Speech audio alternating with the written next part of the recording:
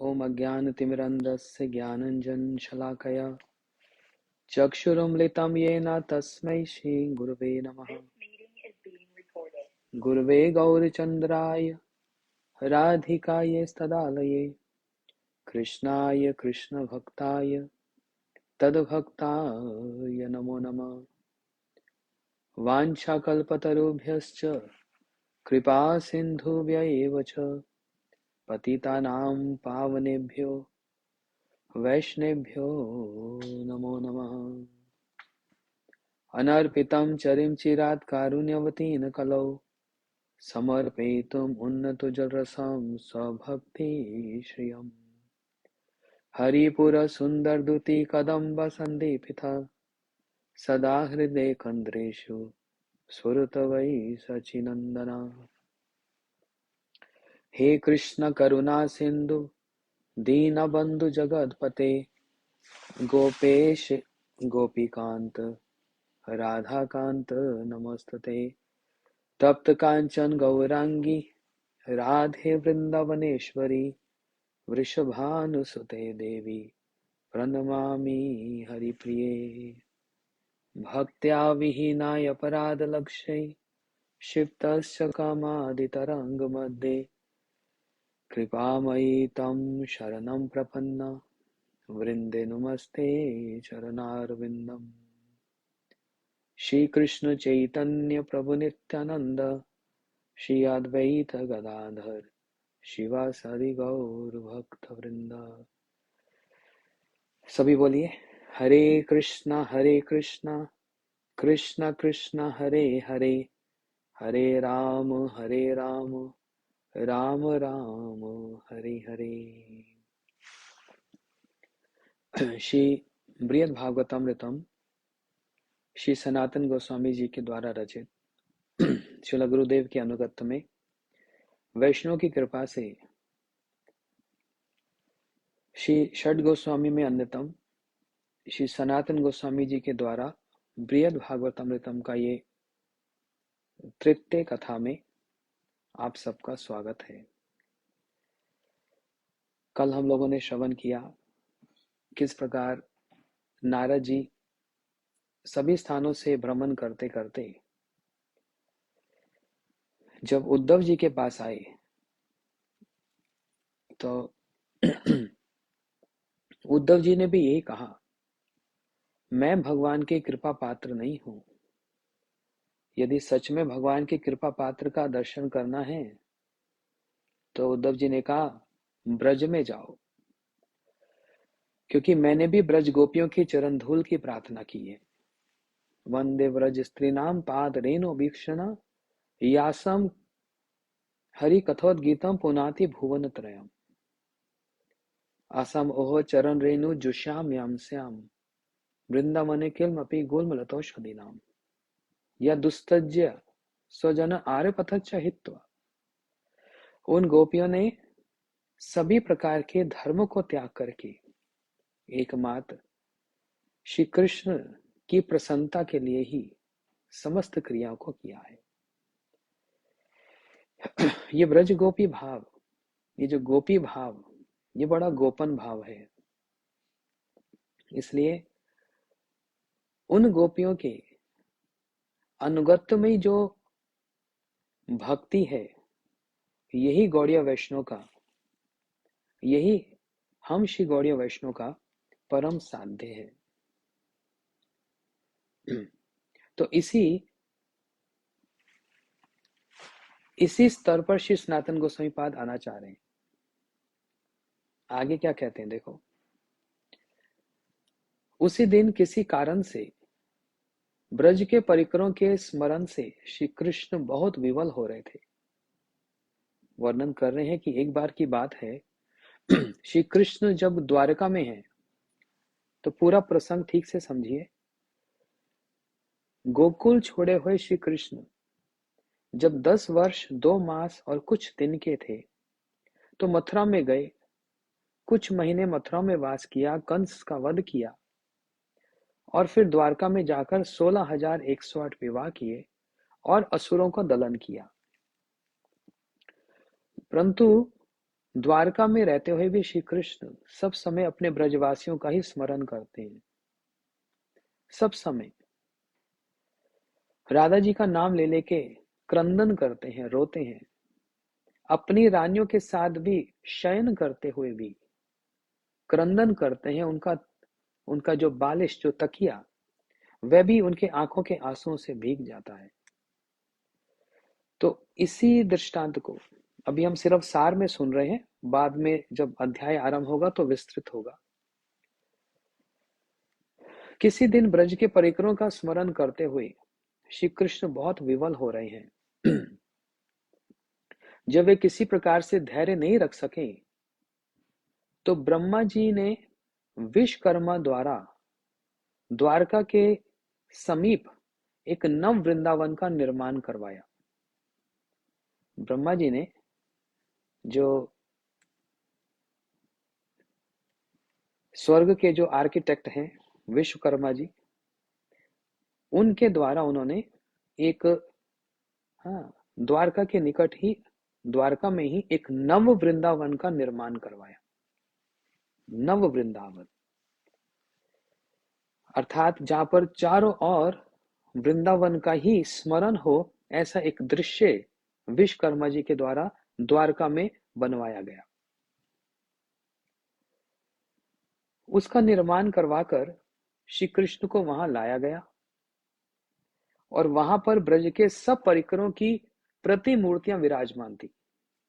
उस प्रकोष्ठ में, आप समझने का प्रयास कीजिए, उस प्रकोष्ठ में नव वृंदावन जो बनाया गया, वहां पर ब्रजवासियों की मूर्तियों को, जैसे यशोदा मैया, नंद बाबा, श्रीदाम, सुबल आदि जितने परिकर हैं, उनकी प्रतिमूर्तियों को वहां पर स्थापित किया गया। स्वयं श्री कृष्ण ब्रज के आवेश में सदैव की भांति गोचारण के लिए पधारे और फिर समुद्र के दर्शन से जब उनका आवेश कुछ कम हुआ, तब उन्होंने बलदेव जी से पूछा, अच्छा, ये सब नव वृंदावन का दर्शन करके श्री कृष्ण के अंदर क्या भाव आ रहा है कि मैं एक गोप हूं, मैं गोपाल हूं और मैं गैया को लेकर गोचारण करता हुआ संध्या के समय, हाँ, गोचारण करता हुआ गैया को लेकर मैं ब्रज में लौट कर आ रहा हूं। लेकिन हठात ही श्री कृष्ण ने समुद्र को देखा, क्योंकि वृंदावन में तो जमुना जी बहती है, वृंदावन में तो समुद्र है नहीं। लेकिन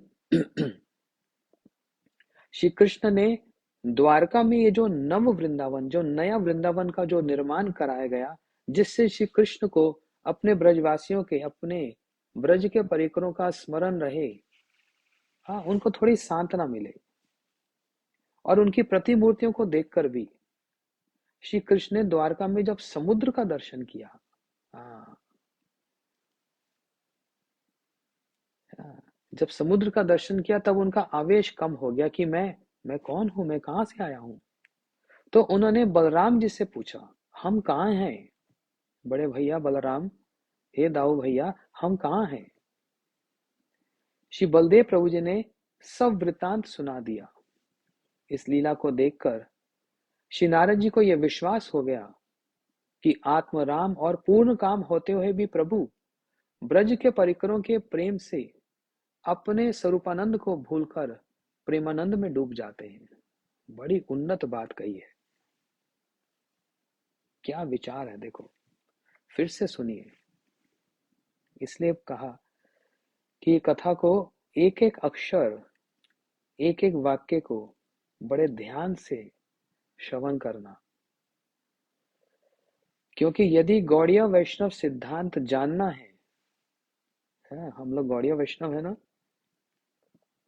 वैष्णव बनने का प्रयास करते हैं, लेकिन गौड़िया धारा में तो आए, तो वो उसका जो सिद्धांत यदि हमको नहीं पता होगा, तब कभी भी वृंदावन की लीला में प्रवेश नहीं हो सकता। इसलिए वो सिद्धांत जानना बहुत आवश्यक है, और उस सिद्धांत को जानने के लिए और कोई उपाय है ही नहीं। हमको हमारे जो गोस्वामी वर्ग, जो महाप्रभु जी के भक्त हैं, उनके निकट, उनके द्वारा जो प्रदत्त सिद्धांत है, हाँ, उसको निश्चित रूप से श्रवण और कीर्तन करना पड़ेगा। नहीं तो कभी भी सिद्धांत में हम पक्के नहीं हो पाएंगे। सिद्धांत का अर्थ यहाँ पर एक फाउंडेशन है, एक आधार है, एक बेस है। यदि वो पक्का नहीं हो पाया तो कभी भी भक्ति में उन्नति हो ही नहीं सकती, असंभव है। इसलिए कहा सिद्धांत बोले चित्ते ना करो आलस। सिद्धांत बोलने में और सिद्धांत सुनने में कभी आलस नहीं होना चाहिए। अरे ये तो हमको तो समझ नहीं आ रहा, और कहाँ इस चक्कर में पड़ेंगे, जब होगा तब होगा, देखा जाएगा। अभी तो बस 16 माला करो, एकादशी का व्रत करो, इतना कुछ करने को है, मंगल आरती करो। किसी किसी को लगता है तो पहाड़ टूट गया। अरे तिलक भी करो, आचमन भी करो, एकादशी का व्रत आ गया, फिर ये व्रत आ गया, फिर रामनवमी का व्रत आ गया, अभी नरसिंह चतुर्दशी का व्रत आ जाएगा, फिर आप कहेंगे कृष्ण जन्माष्टमी का व्रत करो, सारी रात 12 बजे तक भूखा रहो। उसके बाद फिर कहेंगे चतुर्मास्य आ गया, 1 महीने में दूध नहीं खाओ, पियो, 1 महीने दही नहीं खाओ, और शाक नहीं खाओ, सरसों नहीं खाओ। अरे समस्या ही समस्या है। तब इसको इसी क्रिया, यही क्रिया उनको भार स्वरूप लगती है, लेकिन यही क्रिया भक्तों के लिए आनंद का एक उत्सव होता है। हर महीने कोई भी मास हो, चैत्र, विशाख, अश्विन, कार्तिक, भाद्र मास, ये जितने भी मास महीने हैं, सभी महीनों में एक ना एक उत्सव है जो हमारी भक्ति को तीव्र गति से आगे बढ़ाने वाला है। और हर महीने में तो 2 बार एकादशी आती ही है। एकादशी के संबंध में क्या कहा गया? माधव तिथि भक्ति जननी जतन पालन करी। एकादशी तिथि क्या है? बोलते माधव तिथि है, अर्थात भगवान के वास करने की तिथि है, जिसमें भगवान उस तिथि में वास करते हैं। और भक्ति जननी है, भक्ति को प्रसव, भक्ति को जन्म देने वाली वो तिथि है। ये महिमा एकादशी तिथि की। और वो एकादशी तिथि हमको ये स्मरण कराने के लिए कि जो 14 दिन हमारे पिछले निकले, उसमें हमारी भक्ति की उन्नति हुई या भक्ति से हम नीचे गिरे हैं। क्या मेरा हरि नाम ठीक से हुआ है? क्या मैंने गुरु वैष्णव की, भगवान की ठीक से सेवा की? मैंने कितनी हरि कथा सुनी? मैंने कौन सी एक नई सिद्धांत की बात को श्रवण किया है, और उस सिद्धांत की बात को श्रवण करके कितना अपने हृदय में उतारा है? ये 14 दिन इसी बात का मंथन करने के लिए, और फिर अगली एकादशी के दिन, फिर इस पर विचार करने के लिए, मेरी भक्ति में उन्नति हुई, मेरे में कितनी दीनता आई। इसलिए भक्ति में दृढ़ता प्राप्त हो, और वो दृढ़ता प्राप्त करने के लिए हमको भक्तों का एक संग और भक्तों का एक बल, ये आवश्यक, बहुत ही आवश्यक है जानना, बहुत ही आवश्यक है। और भक्तों के संग में फिर सुनेंगे क्या कि आज यहाँ पर युद्ध हो रहा है, आज वहां पर मिसाइल गिर गई? नहीं, भक्तों के संग में क्या? कृष्ण कथा की आलोचना।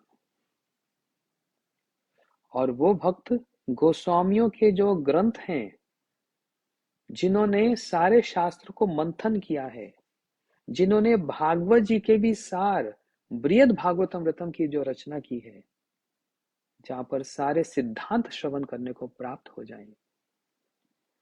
इसलिए बड़े ध्यान से, कुछ समझ ना आए कोई चिंता की बात नहीं, सुनते सुनते सुनते बहुत कुछ समझ आ जाता है। घर में एक छोटा सा बच्चा जब घर की कुछ क्रियाओं को देखता है, उसको समझ नहीं आता पिताजी और माताजी ऐसे क्यों कर रही हैं, लेकिन देखते देखते, देखते देखते और सुनते सुनते जब थोड़ी सी समझ आने लगती है, तो सारे विचार पता लग जाते हैं। हमारे घर का, हाँ, हमारे घर का किस प्रकार से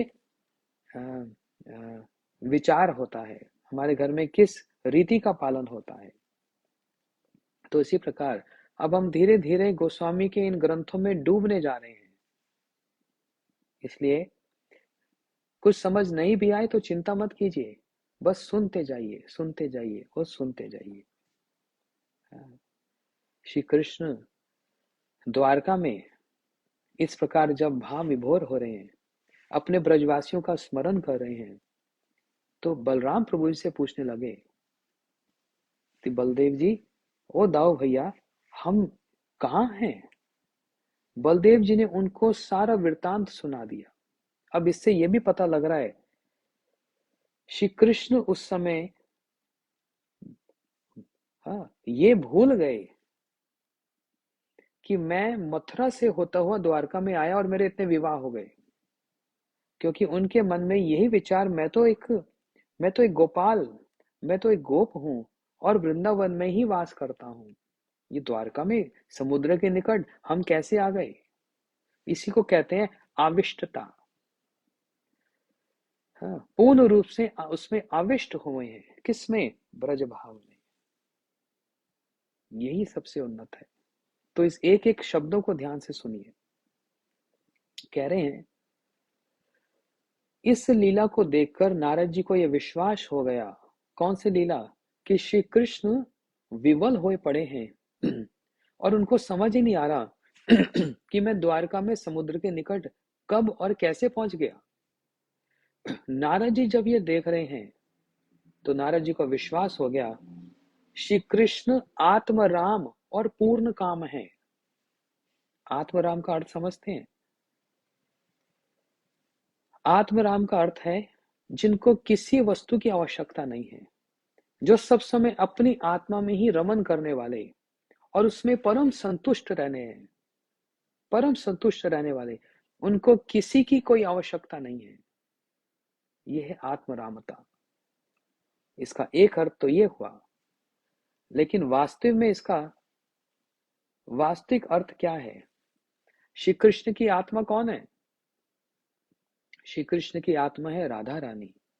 तो अपनी आत्मा में जो रमन करते हैं, अर्थात जो राधा जी के साथ पूर्ण रूप से और सदैव रमन करते हैं और रमन करना चाहते हैं, वह राधा रमन, वो श्री कृष्ण, वह राधा रमन आत्म राम है।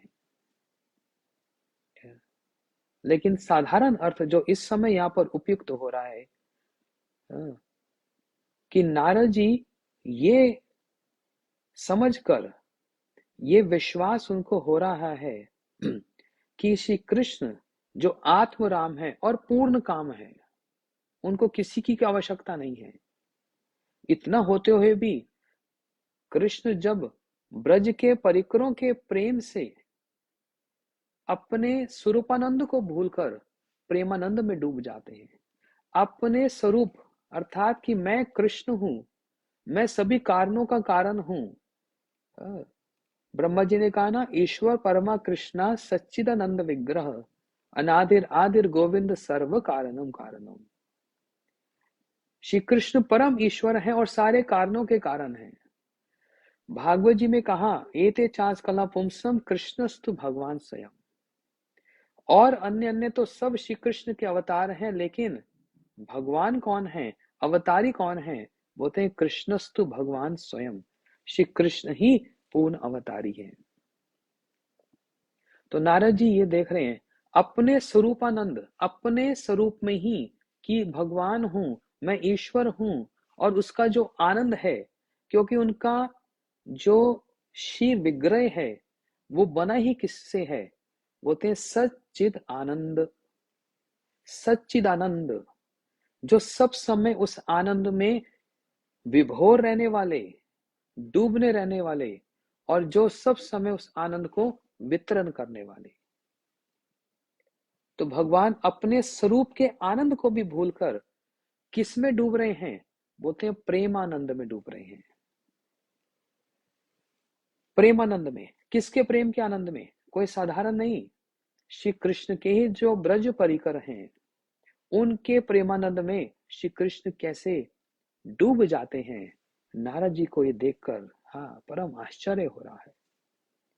और इन परिकरों में भी ब्रज गोपियों का प्रेम सर्वोत्कृष्ट है।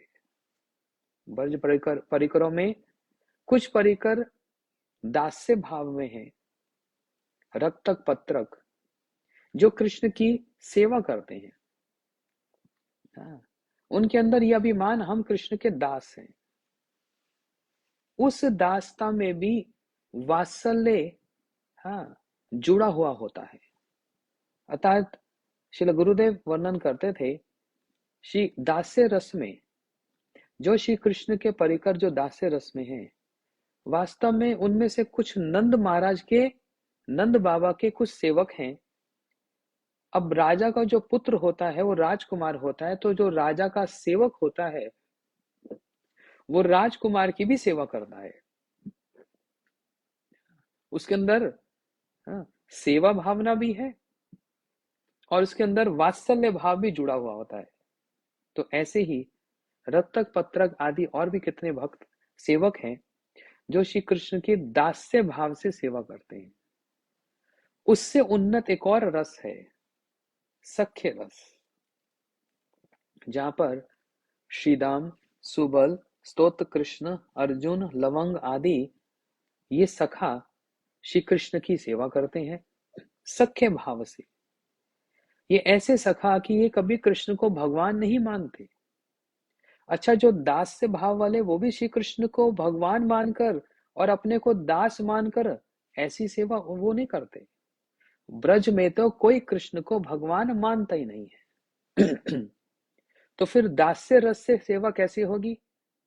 कृष्ण को स्वामी तो मानना पड़ेगा और अपने को उनका दास मानना पड़ेगा, वो तो सो बात नहीं।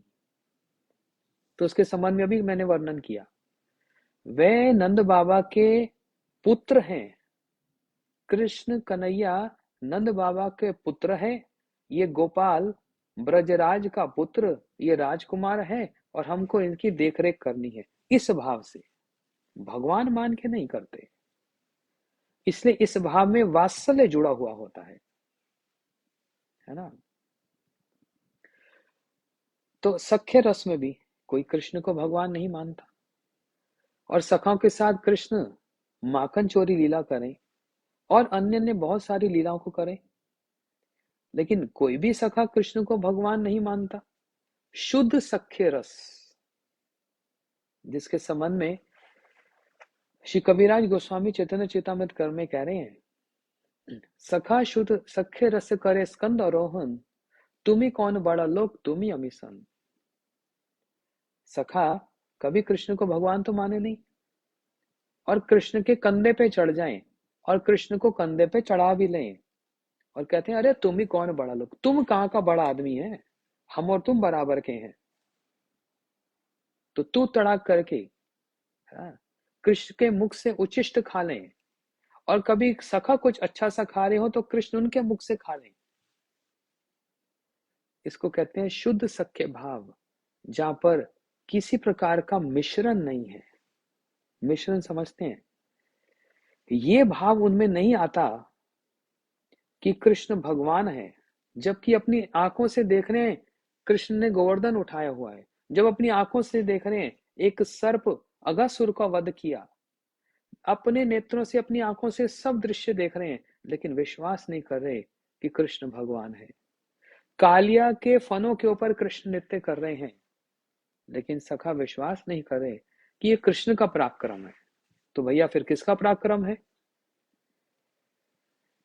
सखा कहने लगे, कन्हैया ये तुम्हारा पराक्रम नहीं है, तो फिर ये तो तुम्हारे पिता नंद बाबा का पराक्रम है। वो तुमको इतना आशीर्वाद देते हैं और वो नंद बाबा अपने घर में नारायण की इतनी अच्छी से उपासना करते हैं कि उनका आशीर्वाद तुमको फल जाता है।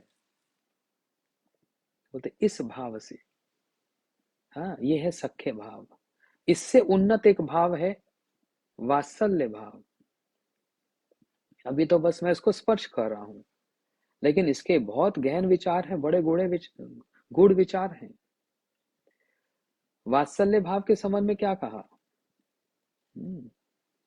माता मोर पुत्र भावे करे बंधन, अतिहीन ज्ञाने करे लालन पालन। कृष्ण कह रहे हैं, यशोदा मैया माता मोरे पुत्र भावे करे बंधन, कभी किसी के संबंध में ऐसे सुनने में आया कि नरसिंह भगवान को किसी ने बांध दिया हो? कभी ये सुनने में आया कि कपिल भगवान को उनकी माता ने बांध दिया हो? कभी ये सुनने में आया कि कभी कौशल्या मैया ने राम जी को बांध दिया हो? किसी का ये साहस नहीं। ये तो एकमात्र श्री कृष्ण की, और वो भी ब्रज में ही ये संभव है। कभी देवकी मैया ने भी कृष्ण को, कन्हैया को बांधा नहीं। यह है शुद्ध वात्सल्य भाव, जहां पर यशोदा मैया कृष्ण को बांध दे, और जब बांध दे तो कृष्ण का नाम हो जाए दामोदर। अतिहीन ज्ञानी करे लालन पालन। यशोदा मैया कन्हैया को अपना बालक ही समझती है, भगवान भगवान नहीं समझती, और उनके कान भी मरोड़ देती है, और समय आने पर तो छड़ी भी उठा लेती है। और मैया के हाथ में छड़ी लेकर कन्हैया तो थर थर कांपने लगते हैं।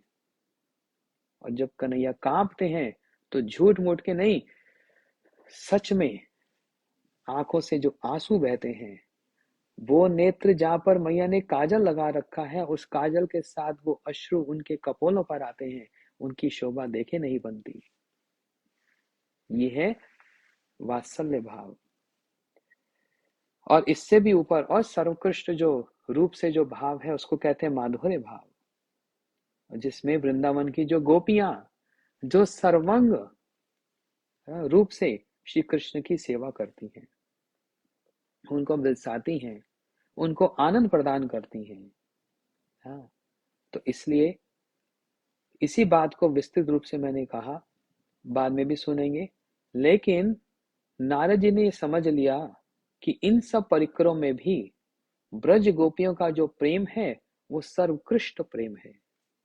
दास्य रस, सख्य रस, वात्सल्य रस और मधुर रस, इन सभी भक्तों में इन सभी परिकरों में ब्रज गोपियां, वृंदावन की गोपियां, और वृंदावन की गोपियों में भी सर्वश्रेष्ठ श्री राधा जी हैं।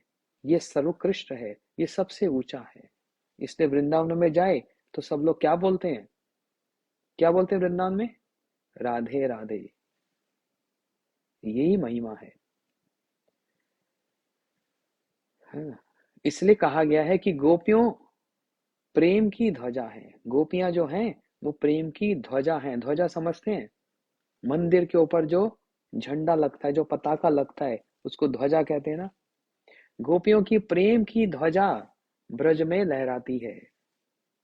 उस प्रेम के आगे, हाँ, औरों की तो बात ही छोड़ो, स्वयं श्री कृष्ण नतमस्तक होते हैं और हाथ जोड़कर अपने मुख से बात कहते हैं। क्या?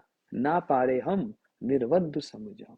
गोपियों, मैं आपके प्रेम का पार नहीं पा सकता, मैं आपके प्रेम का पार नहीं पा सकता। वहीं श्री कृष्ण राधा जी से यही बात कहते हैं कि मैं आपका शिष्य हूं, आप मेरे गुरु हैं।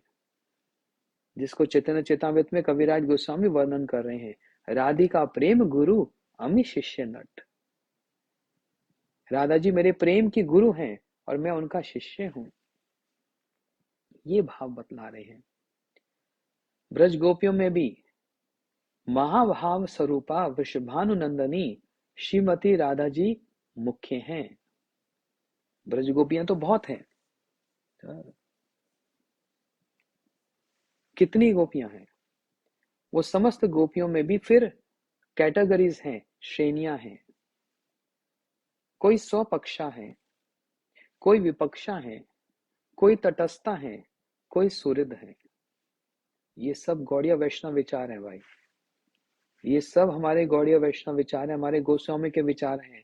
इसको जब तक श्रवण नहीं करेंगे, पता ही नहीं लगेगा हम महामंत्र क्यों जप कर रहे हैं। पता ही नहीं लगेगा कि हमारा गौड़िया वैष्णव सिद्धांत क्या है, और अपने संप्रदाय का जो गौरव है वो ही नहीं पता लगेगा। ब्रज की महिमा क्या है, और ब्रज की महिमा भी किस लिए है, ये सब बातों पर यदि हम अवगत नहीं होंगे तो कभी भी भक्ति में, नाम में, सेवा में, उस भाव में दृढ़ता आ ही नहीं सकती। इसलिए कहा कृष्ण स्मरण जंचस्या प्रेष्टम निज सहितम तत्त कथा रतोचसो कुर्जन वासम ब्रजे सदा। श्री रूप गोस्वामी पाद वर्णन कर रहे हैं। कृष्ण स्मरण जंचस्या प्रेष्टम निज सहितम, श्री कृष्ण का स्मरण करो और उनके जो प्रेष्ठ हैं, मुकुंद प्रेष्ठ, कौन? श्री कृष्ण के जो शुद्ध भक्त हैं, भगवान के जो शुद्ध भक्त हैं, उनके निकट स्थानीय स्थिता, उनके निकट वास करने से हाँ, क्या? कुर्जद वासम ब्रजे सदा, ब्रज में वास करना चाहिए।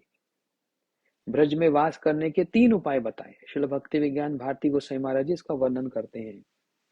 क्या बतला रहे हैं? ब्रज में वास करने के उपाय, एक तो शारीरिक रूप से ब्रज में वास करना चाहिए। अब शरीर से वास करने का मतलब ये नहीं कि रविवार के दिन वृंदावन में गए, बांके बिहारी जी का दर्शन किया और थोड़ा सा टिक्की लस्सी खा ली, पी ली और लौटकर आ गए। हमने शरीर से ब्रज में वास किया, कुछ घंटे वास किया। ये ब्रजवास नहीं है।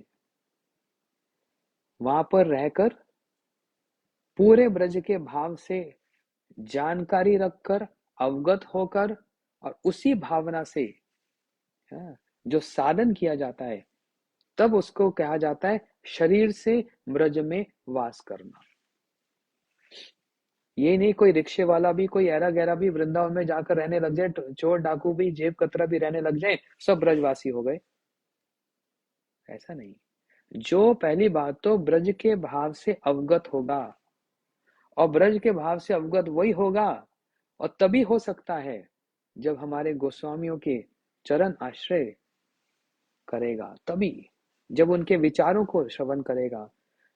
हाँ, भक्ति रसामृत सिंधु, बृहद भागवतमृतम, संदर्भ, ये सारे ग्रंथों को जो पठन पाठन करेगा, इन ग्रंथों को जो देखेगा, अवलोकन करेगा, तभी फिर उस भावना से ब्रज में जो वास किया जाएगा, ये है ब्रज भाव। तो शरीर से ब्रज में भाव वास, और फिर ये तो सबके लिए संभव पर नहीं है।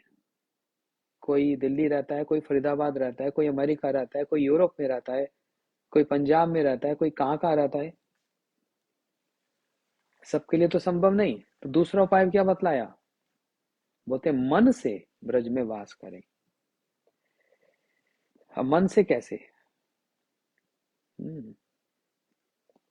जहां पर भी रहो, जिस देश में रहो, जिस स्थान पर रहो, जिस गांव में, प्रदेश में रहो, मन से, जैसे कुछ दिन पहले बतला रहा था, हरिनाम करते समय, मंत्र जप करते समय अपने मन से ब्रज में वास करना चाहिए। अपने मन को वृंदावन में ले जाना चाहिए।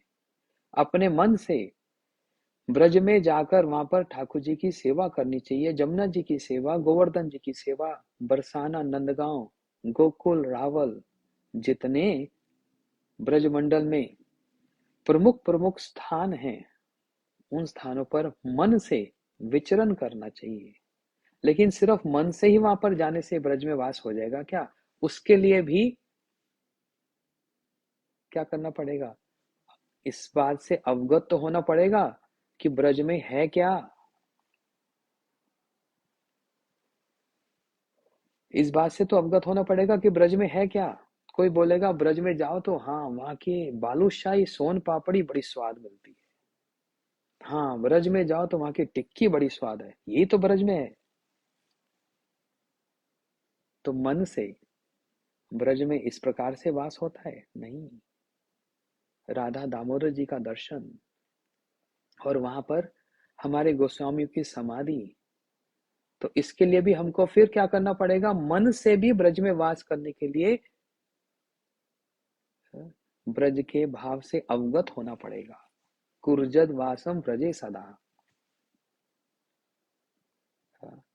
उस भाव से अवगत होना ही पड़ेगा। और उस भाव से अवगत होने के लिए फिर क्या करना पड़ेगा? श्रवण। श्रवण सुभद्रानी रथांगी पानी, जन्मानी कर्माणी च यानी लोके, गीतानी नमानी तद अर्थकानी, गायन विलज अचरे न संगा। ये तो बड़ी दूर की बात है, बाद में होगा ये। कि भगवान का नाम सुनकर, उनकी कथा सुनकर, हाँ, सारी लज्जा को भूलकर जो वृंदावन की गलियों में, ब्रज की गलियों में जो हाथ उठाकर राधे राधे और महामंत्र का जाप करते हुए जो सब समय, हाँ, खेदिर महाविबलो वंदे रूप सनातनो भट्ट जुगो श्री जीव गोपाल को, महाविबल होते हुए ब्रज में वास होगा। ये बड़ी उन्नत स्थिति की बात है। उससे पहले तो साधन करना आवश्यक है। जब श्रवण सुभद्रानी रथांगी पानी जन्मानि कर्माणि च यानि लोके गीतानि नमानि तदर्थकानि गायन विलज अचरेन संगः एवं व्रतम स्वप्रिय नाम कीर्तई जातनुराग धृत चित्तुच्चै हसति रोदति रोति गायन्ति आनंदमान उन्वन्ति लोक बाज्य। जब किसी प्रकार की लज्जा नहीं होगी कि कोई मेरे को देख रहा है मैं कैसे नृत्य कर रहा हूँ, कोई मेरे को देख रहा है मैं कैसे हंस रहा हूँ, कोई मेरे को देख रहा है मैं कैसे रो रहा हूँ, किसी बात की और कोई चिंता ना करके, हाँ, उन ब्रज के भाव में, उन राधा जी की महिमा को जानकर, उस वृंदावन धाम की रज की महिमा को जानकर, उस ब्रज के भाव की महिमा को जानकर, उन श्री कृष्ण के रूप को समझकर, हाँ, उनकी लीलाओं में प्रवेश करके ये स्थिति होती है। क्या? गायन विलज अचरेन संगः, किसी के साथ रहने की आवश्यकता नहीं पड़ती। बस राधे राधे, हरे कृष्णा कृष्ण कृष्ण हरे हरे, हरे राम राम राम करते हुए गलियों में विवल होते हुए, जैसे गोस्वामी वर्ग, हे राधे ब्रज देवी के चललिते, हे नंद सुनो कुता, श्री गोवर्धन कल्प पाद पतले, कालिंदी वने कुता, घोषन्ताविति सर्वतो ब्रजपुरे, खेदिर्महाविवलो वंदे रूप सनातनो भट्ट जुगो श्री जीव गोपाल को। षड गोस्वामी वृंद कभी राधा कुंड के तट पर, कभी गिरिराज गोवर्धन के तट पर, हाँ, कभी नंदगांव, कभी बरसाना, कभी वृंदावन के स्थान स्थान पर खेदिर महाविवलो, विवल होते हुए, हाँ, क्रंदन करते हुए, हे राधा रानी आप कहाँ हो, हे श्याम सुंदर आप कहाँ हो, इस प्रकार सर्वत्र विचरण करते हैं।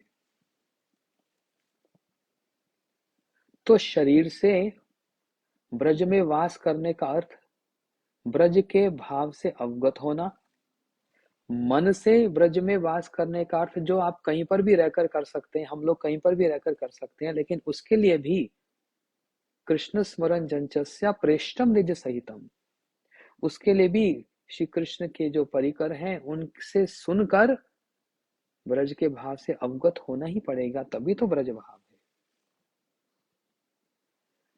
अब कोई कहे शरीर से तो मैं कर नहीं सकता सदैव, और मन तो सब समय चंचल है, कोई और उपाय है? हाँ, एक और उपाय है। जय स्थाने वैष्णवगण सही स्थान वृंदावन, सही स्थान आनंद विशेष।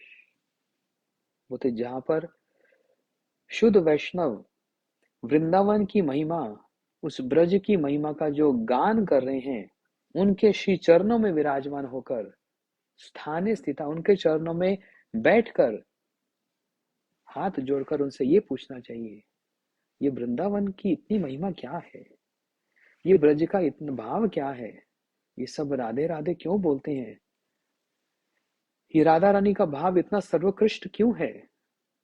तो उनके पास बैठकर वो जो वृंदावन की महिमा का वर्णन करेंगे, वृंदावन महिमामृत का वर्णन करेंगे, हाँ, राधा जी की महिमा का जो वर्णन करेंगे, श्री कृष्ण राधा जी के प्रेम का जो वर्णन करेंगे, वो सुनने मात्र से ही, श्रवण मात्र से ही वास्तव में वे भी ब्रज में वास कहलाया गया है।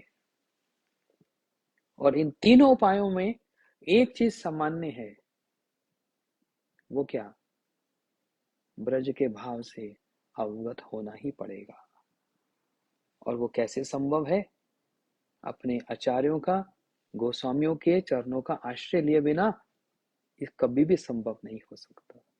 और जो हम अभी करने का प्रयास कर रहे हैं, जो बृहद भागवतमृतम हम श्रवण और कीर्तन कर रहे हैं, तो हम लोग क्या कर रहे हैं? इन्हीं गोस्वामियों के चरणों में, हाँ, उनके चरणों में बैठकर, उनकी रज को मस्तक पे धारण करके, उनके जो विचार हैं, जो उन्होंने मंथन करके यहाँ पर उड़ेल दिए हैं, उन विचारों से हम, हाँ, अवगत होने का प्रयास मात्र कर रहे हैं। तो इसलिए भूमिका में बताया जा रहा है कि शालिग्राम भगवान की सेवा करने वाले भक्त से लेकर, स्मरण है प्रयाग में नारद जी गए, एक विप्र, एक ब्राह्मण शालिग्राम की सेवा कर रहे थे। बोलते उन शालिग्राम भगवान की सेवा करने वाले भक्त से लेकर क्रमशः अन्य भक्तों के प्रेम का उत्कर्ष दिखलाते हुए कि उनसे श्रेष्ठ वो दक्षिण भारत के राजा, उनसे श्रेष्ठ इंद्र, और उनसे श्रेष्ठ ब्रह्मा जी, ब्रह्मा जी से श्रेष्ठ शिव जी, और शिव जी ने भेजा प्रहलाद जी के पास, प्रहलाद जी ने भेजा हनुमान जी के पास, और हनुमान जी ने भेजा पांडवों के पास, और पांडवों ने भेजा उद्धव जी के पास, और उद्धव जी ने नारद जी को वृंदावन का रास्ता दिखलाया। आप जाइए और ब्रज गोपियों का दर्शन कीजिए, वही भगवान की कृपा पात्र है। तो ये जितना भी जो एक क्रम दिखाया गया, क्रमशः प्रेम का उत्कर्ष दिखलाते हुए क्या वर्णन कर रहे हैं? हलादनी सार स्वरूपा महाभाववती श्री राधा जी का प्रेम तक का जो वर्णन किया है, कौन? हलादनी सार स्वरूपा श्री राधा ठाकुरानी, श्री राधा जी के जो प्रेम का जो वर्णन किया है, ये केवल वर्णन ही नहीं है, परंतु उन्होंने इतिहास के द्वारा राधा जी के स्वरूप का ही निर्देश किया है। ये जो क्रम दिखलाया गया, जो हम श्रवण कर रहे हैं 2-3 दिन से, इस क्रम का वास्तविक तात्पर्य अर्थ क्या है? बोलते एकमात्र राधा जी की महिमा को जानना। ब्रजभाव है क्या? ब्रजभाव का अर्थ ही है राधा जी की महिमा से अवगत होना। बस सीधी सीधी बात यहीं पर ही है। राधा जी के प्रेम तक का जो वर्णन है, ये केवल वर्णन ही नहीं है, सनातन गोस्वामी जी वर्णन कर रहे हैं, अपितु उन्होंने इतिहास के द्वारा, ये एक इतिहास बतलाया, इसके द्वारा राधिका जी के स्वरूप का ही निर्देश किया गया है कि राधा जी का स्वरूप क्या है। अर्थात जिस भक्त में जितनी प्रेम भक्ति होती है, उसकी वह भक्ति हलादनी शक्ति का ही अंश है। इसलिए इस खंड में श्री राधा जी का ही स्वरूप निरूपण किया गया है। एक बड़ी गहरी बात कह दी है कि देखने में लग रहा है ये भूमिका है, परंतु ये भूमिका नहीं, गागर में सागर वाली बात है। एक एक वाक्य का इतना सिद्धांत है। कह रहे हैं, ध्यान से सुनो, कह रहे हैं जिस भक्त में जितनी प्रेम भक्ति होती है, जिस भक्त में जितनी प्रेम भक्ति है, उसकी वह भक्ति, वो क्या है? मतलब हलादनी शक्ति का अंश है। हलादनी शक्ति क्या? हलाद का मतलब क्या?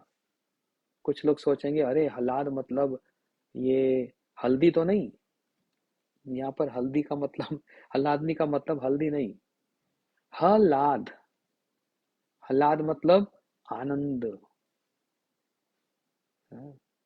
श्री राधा रानी कौन है? हलादनी स्वरूपा, हलादनी शक्ति, भगवान को आनंद देने वाली जो शक्ति है,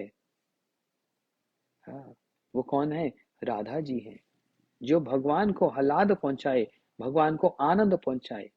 इसलिए कहा जिस भक्त में जितना प्रेम भक्ति उसने याजन कर ली, प्राप्त कर ली, वो सारी की सारी भक्ति हलादनी शक्ति राधा जी का एक अंश है, बस एक अंश मात्र है। और कोई कहे यदि मैं पूर्ण रूप से इसको प्राप्त कर लूं तो एक दिन मैं भी राधा बन जाऊंगा। यदि राधा जी की इतनी महिमा है तो मैं भी एक दिन राधा बन जाऊंगा। परंतु ये तो, हाँ, ये तो दोष है, ये रसाभास है। इसको कहा गया अहंग्रो उपासना। जो मन में ये भाव रखे कि मैं एक दिन नंद बाबा यशोदा मैया बन जाऊंगा, जो मन में ये भाव रखे कि मैं एक दिन ललिता विशाखा बन जाऊंगा, और तो और मैं एक दिन राधा जी बन जाऊंगा, या फिर कोई कहे मैं श्रीदाम सुबल सखा बन जाऊंगा, ये कभी संभव पर नहीं हो सकता।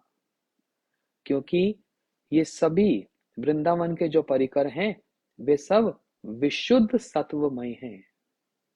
विशुद्ध सत्व, जहां पर तमोगुण, रजोगुण, सत्वगुण का स्पर्श मात्र भी नहीं है। ये एक ऐसी स्थिति है जब तीन गुणों को पार करके साधक आगे बढ़ता है तो शुद्ध सत्व की प्राप्ति करता है। शुद्ध सत्व तक तो पहुंच जाएगा, अर्थात एक दिव्य स्वरूप प्राप्त हो जाएगा जो कि ऐसा उपयुक्त होगा जिससे वैकुंठ में या गोलोक में भगवान की सेवा कर पाएगा।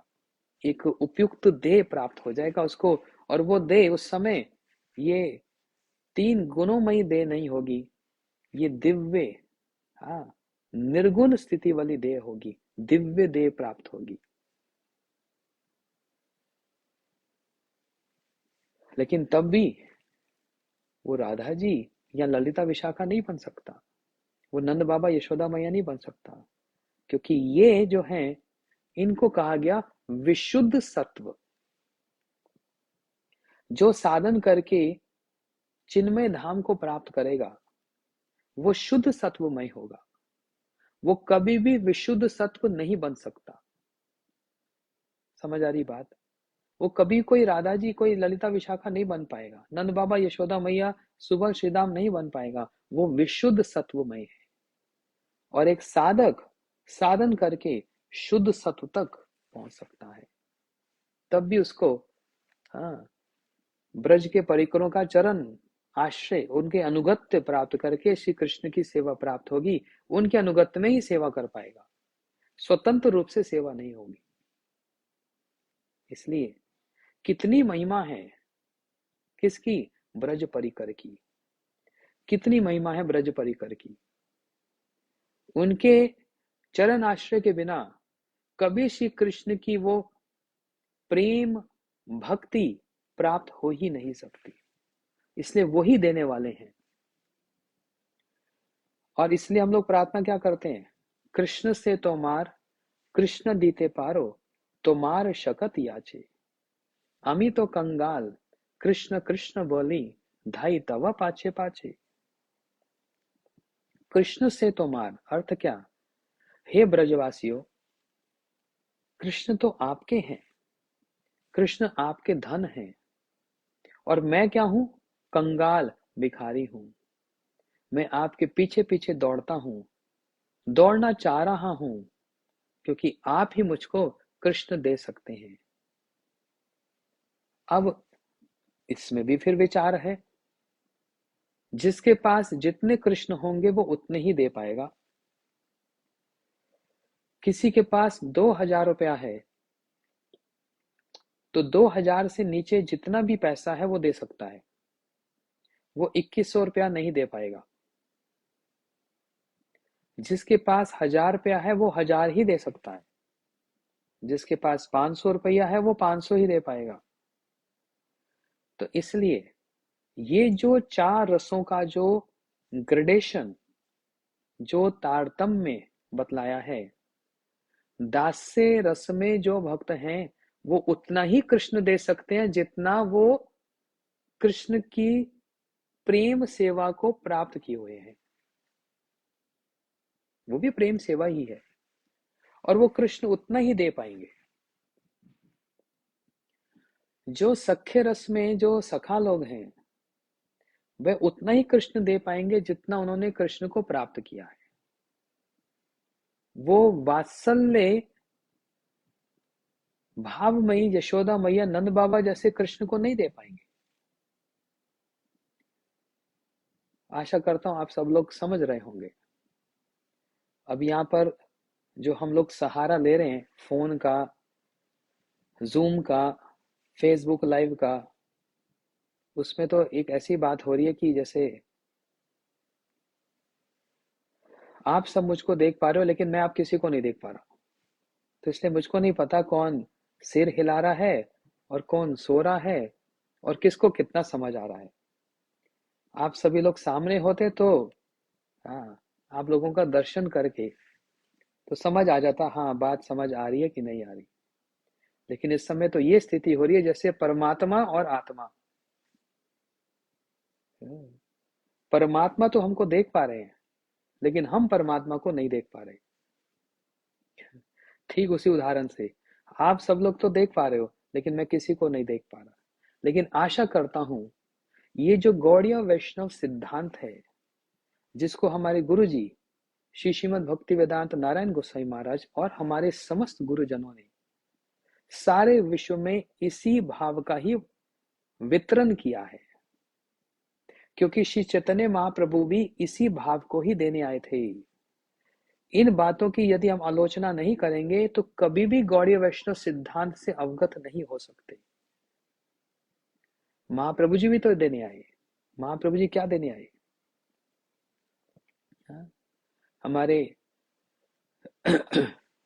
भजन में क्या बतलाया गया? हाँ, यदि गौरांग नाही तो तबे की हई तो के मन धरी तौंदे, राधार महिमा प्रेमे रस सीमा जगत जाना तो के जाना तो के जाना तो। क्या बतला रहे हैं? यदि श्री चैतन्य महाप्रभु जी नहीं आते, और महाप्रभु जी आए क्यों? राधा जी की महिमा का गान करने के लिए ही श्री कृष्ण महाप्रभु जी बनकर आए। और करना क्या चाह रहे हैं महाप्रभु जी? बोलते चारी भाव भक्ति दिया नचाई मु त्रिभुवन, ब्रज के ये दास्य सख्य वत्सल्य और मधुर भाव को देकर मैं त्रिभुवन को नचाऊंगा, लेकिन विशेष रूप से मधुर भाव, वे गोपी भाव, वो जो ब्रज भाव है उसको देने के लिए श्री चैतन्य महाप्रभु आए। और उन्हीं के अनुगत में सारे गोस्वामी वर्ग और हमारे समस्त आचार्य, समस्त गुरुजन भी सारे जगत में उन्होंने इसी वस्तु का ही दान किया और इसको वितरण किया। वितरण मतलब बांटा, लेकिन बांटा भी कैसे? दान करके बांटा। इसलिए इन बातों को यदि हम श्रवण नहीं करेंगे, ये वृंदावन के जो रस इनके संबंध में हम श्रवण नहीं करेंगे, साधन में भी हमारी दृढ़ता नहीं होगी।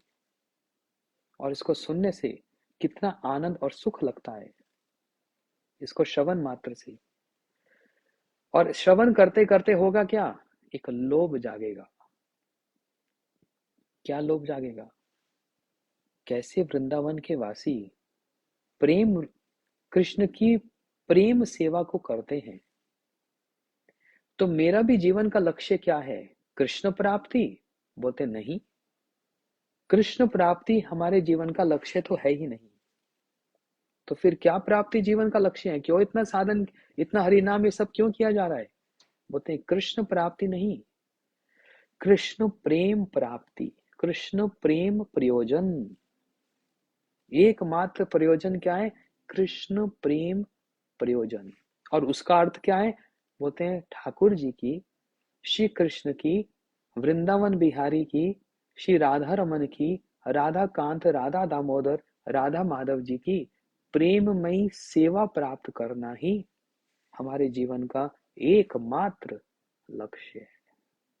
सबे पुंसाम परो धर्मो यथा भक्ति अधोक्षजे, अहेतु की अप्रतिहिता ययात्मा सुप्रसिद्धति। सुप्रसिद्धति, सु का मतलब सुंदर रूप से, विशेष रूप से प्रसिद्धति।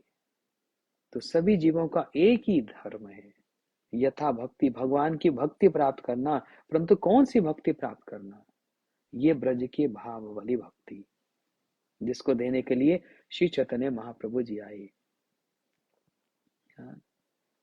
और उन श्री चैतन्य चेतामृत में कविराज गोस्वामी जी ये भी वर्णन कर रहे हैं कि श्री कृष्ण मन में विचार करते हुए इस बात को कह रहे हैं। क्या कह रहे हैं श्री कृष्ण? कि ऐश्वर्य शिथिल प्रेम नाही मोर प्रीत। जहां पर कोई उनको ऐश्वर्य भाव से पूजन करने का प्रयास करता है, जबकि भगवान तो भगवान हैं ही और हम उनके दास हैं, लेकिन जहां पर अंतरंगता जोड़ने का प्रयास नहीं किया जा रहा, जहां पर वो ब्रज के भाव से जुड़ने का प्रयास नहीं किया जा रहा, वो भक्ति ऐश्वर्यमयी भक्ति है।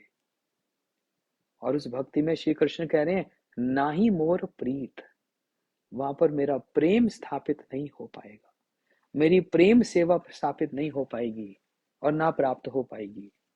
उसके लिए क्या करना पड़ेगा? बोलते हैं प्रेमी भक्त जो ब्रज भक्त जो हैं, उनके अनुगत्य में जो सेवा है, उनके जैसी सेवा परिपाटी, उनके जैसी भक्ति परिपाटी को अपने जीवन में उतारना ही उनके चरणों का अनुगत्य करना है। सीधी सीधी बात तो यही।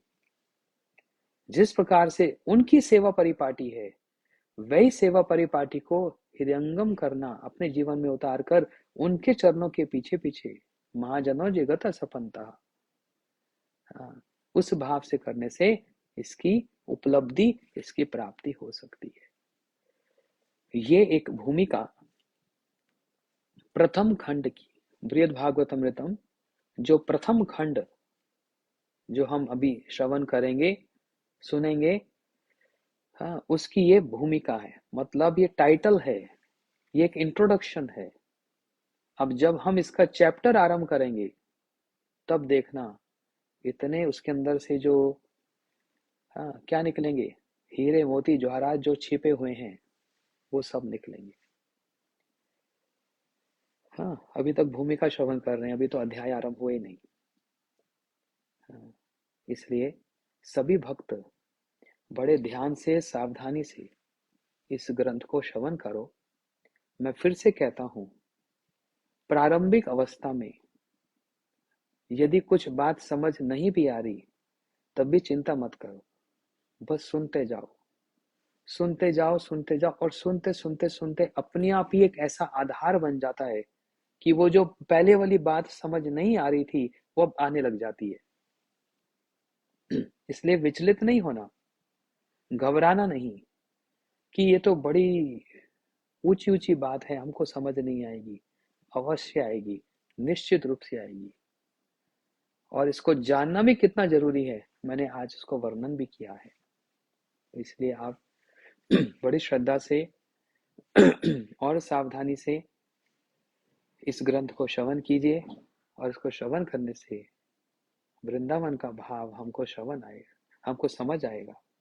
बस ऐसे नहीं वृंदावन में जाकर बस राधे राधे बोल दिया और दो चार दर्शन कर दिए, हो गया वृंदावन दर्शन। ये दर्शन नहीं, दर्शन तो अब ये हो रहा है जो सनातन गोस्वामी जी हमको करवा रहे हैं, जिनको वृंदावन में बड़े बाबा कह के पुकारा जाता था। सारे हमारे 6 गोस्वामी में जो सबसे अन्यतम दर्शन तो वास्तव में अब ये करा रहे हैं इस ग्रंथ के माध्यम से कि सच में वृंदावन का दर्शन क्या है। इसी बात को कहकर आज की कथा को यहीं पर विराम देते हैं। कल इसी समय फिर आगे की जो कथा है उसको श्रवण करेंगे। अब आज यहीं तक ही रखते हैं।